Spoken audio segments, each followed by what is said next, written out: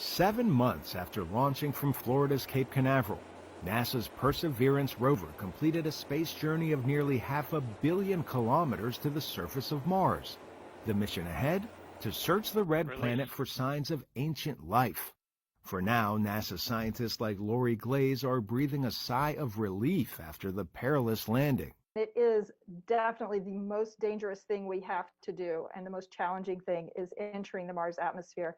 Mars atmosphere is very thin. It's about 1% of Earth's atmosphere, so it's just enough atmosphere that we get really hot coming in, but not enough atmosphere to slow us down, so very challenging. NASA aimed to park its rover at the Jezero crater that scientists believe was once filled with water, an essential prerequisite for life as we know it. Perseverance is the biggest vehicle NASA has to rove on Mars. On board is the helicopter Ingenuity. Together, they will survey the Martian surface and collect samples that could answer an age-old question: did life ever exist beyond Earth? But that's not all, according to NASA's Thomas Zurbuchen.